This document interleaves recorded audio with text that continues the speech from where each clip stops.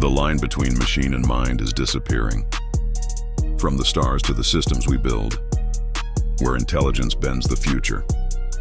This is MindBend AI. Boston Dynamics just reinvented Atlas. No more hydraulics. This robot is faster, smarter, and ready for the real world. The previous generation of Atlas was able to do a lot of really athletic things, from running around, jumping, flipping, and so on. And so that made it a really interesting research platform for us to explore the limits of whole body control. But there are some downsides to hydraulics as well, right? They're very complex, they're quite expensive, they're difficult to maintain, and they're messy. Right? Our old lab used to have a thin coat of oil on it at all times.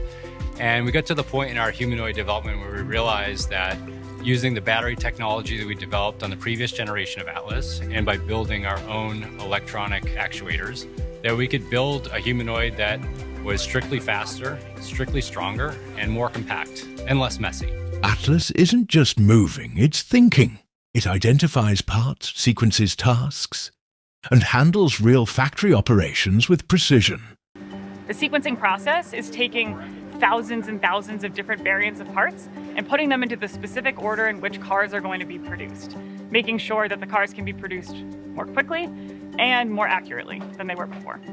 For this task, we've given Atlas a basic description of the end state that we want. So we have this output dolly that needs to be filled with engine covers in a particular order. And we've also given it a description of where it can look to find those engine covers. Once it has this, it basically goes in order of the output dolly. So it picks, say, the first slot in the output. What kind of engine cover do I need? And then consults where can I find that? And then it goes and tries to pick it up from there. And if it can find it, it proceeds. Boston Dynamics sees robots as powerful partners built to work alongside us. They are a pivotal part of humans' efficiency.